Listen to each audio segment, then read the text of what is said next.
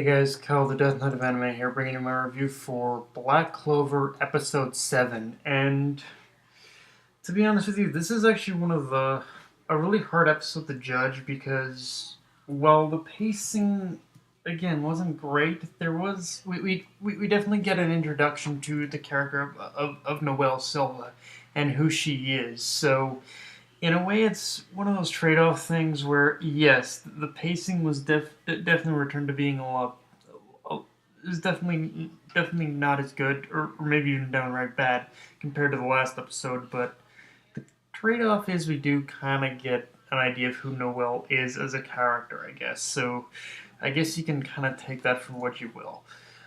Um, but um, but yeah, also another thing is that in the beginning of the episode, we see a bit of contrast between how Yuno and Ast are settling into their new lives as Magic Knights, and it's interesting to see how one is in a very jovial and laid-back environment in the Black Bulls, while the other is having to deal with very uptight and dutiful environment in the in the Golden Dawn. Although I doubt it's going to conform all that much to the Golden Dawn standards, but this does give us a glimpse that not that every order does have kind of their own way of doing things, and that not everyone is going to have the same morals, laurels, and are going to be doing things differently.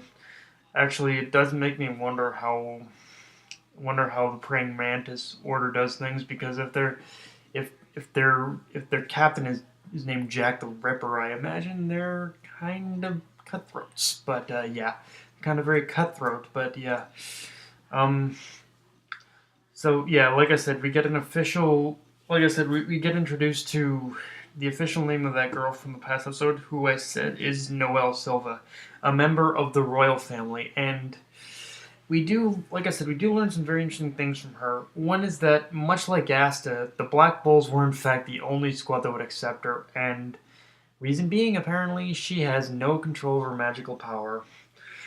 And it's through her basically training in order to control her magical power and failing each time, I guess, that we get a little tease of her life and how it has been leading up to this, and why she's so cruel and why she's so cold blooded. And I guess it's kind of at this point, it's kind of a shonen standard at this point for a character to have a tragic backstory, and to start off being shown as a cold-hearted person who doesn't give a fuck, with of course a lot of sadness, but sadness behind the facade of sorts, but and hiding a lot of sadness before they turn over the new leaf. But what what I do kind of like about this one is how Asta wasn't necessarily the one who. I mean, I guess you could argue that, yeah, Asta did play a part. He did play a part for sure. But in the end of the day, it was if you really look at it, it was basically all of her. In the end, it wasn't just Asta who did it. It was all of her comrades in the Black. It was all of the people she was looking down upon in the Black Bulls, who basically were welcoming her now and saying, "Hey, welcome to the Black Bulls." So it wasn't necessarily the main character alone. It was pretty much all of them who pretty much accepted her. So I guess I mean, I guess in a way that is definitely very a lot more of a fairy tale-ish kind of thing to do. But honestly, I will take fairy tale esque over. Honestly, in the case of how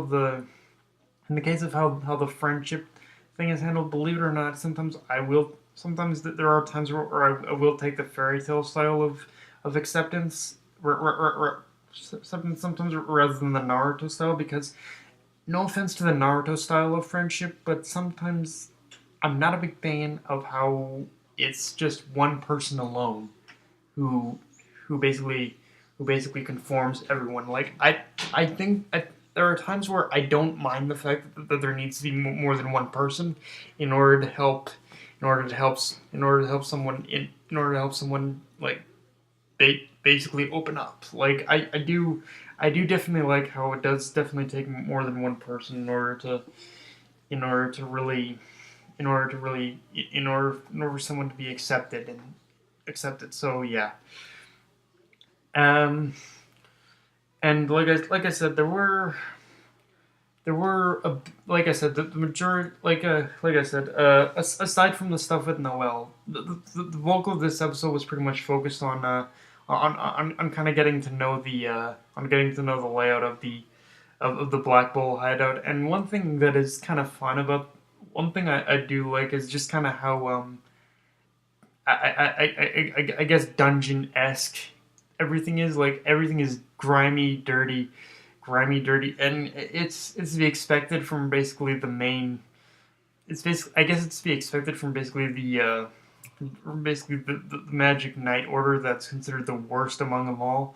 But I just kind of like the aesthetic look of the Black Bull's hideout and of the Black Bull's base, and how everything is just grimy, dirty, dusty, and just it has this old it is this very it is this very it has this very what's the word? It has this very it has a similar feel to I guess something of a stockade prison and a bit of a stockade prison, as well as the similarity of a stockade prison, as well as just like a dungeon in general. So I definitely like the dark gloomy vibe it gives off for sure. So yeah, there's that too.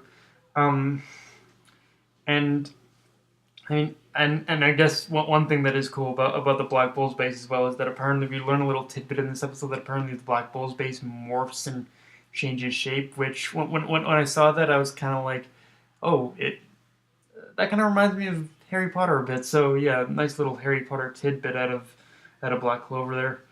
Um, and like I said, the pacing it wasn't the greatest in this episode, but if I it wasn't greatest in this episode. I think the biggest defense for me, honestly, in this episode is when they switch back to Haji Village, but and that's for, like personally for me, like out of all the bad pacing in this out of all the like very slow pacing in this episode, I'd say the Haji Village one is the one that had is the one that really slowed the pace down. But there was one good thing about that Haji Village scene, which it did verify one thing for me, and I guess it was showcased in the beginning too, but it really just made me say, "Man, you're an asshole," which is the priest. Like that priest, like the father, like the father, the